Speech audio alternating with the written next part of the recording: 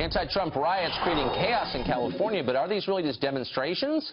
And should the press be calling them what they really are? Well, let's ask former presidential candidate and Fox News contributor Herman Cain. Nice to see you this morning. Sir, what do you make of these? Are these protests or are these riots? Should the mainstream media step up and actually call them what they appear to be? These are violent riots, pure and simple. And they are intended to strike fear in the hearts of Trump supporters and smear his campaign. That's all it is.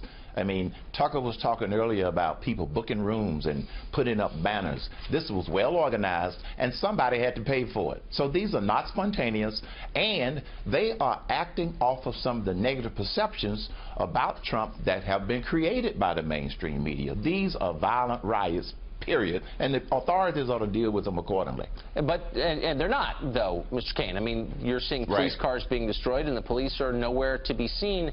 And the overview is the White House is encouraging this. You saw the White House spokesman, Josh Earnest, compare these thugs to the Founding Fathers. What's the point of that? That's a false comparison, as you pointed out earlier. This is not similar to what the Founding Fathers were protesting. This is an attempt to silence Donald Trump, to get him to cancel another rally, to try and get Trump supporters upset and back off from voting for him. Pure and simple, that's what this is about. Does this hurt Donald Trump or help him? Obviously, he just swept 5 states. We saw his poll numbers increase after everything that unfolded in Chicago. I think it helps Donald Trump. All of the people that have been anti-Trump, they've thrown everything at him to bring him down except the kitchen sink. Well, this is the kitchen sink, and I think it's going to backfire also. So we're seeing stories about the Washington establishment warming up to Donald Trump, and yet simultaneously there are still people in Washington calling for a third-party Republican candidate to run against him. Which side is winning, do you think?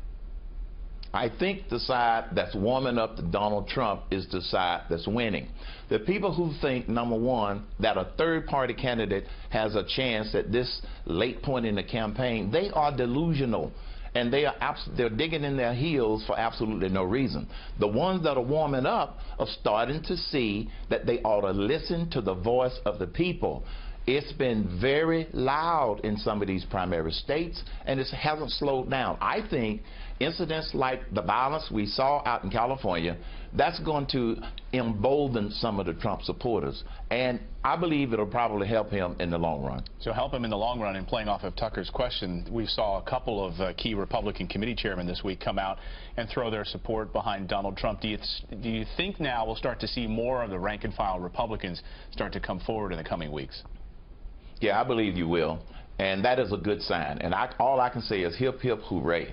Because one of the things that has been frustrating for me and a lot of other people is this divide and all of this never Trump movement. And I'm going, look, would you rather have Hillary Clinton in the White House, or would you rather have whoever gets the Republican nomination fairly?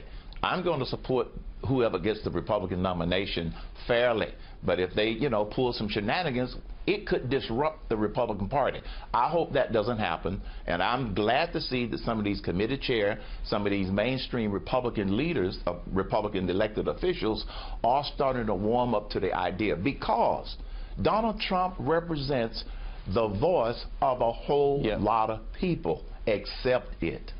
Herman Cain. Ladies and gentlemen, thanks for joining us. Thanks, Mr. Cain. We appreciate it. Happy to be here, guys. Good to see you.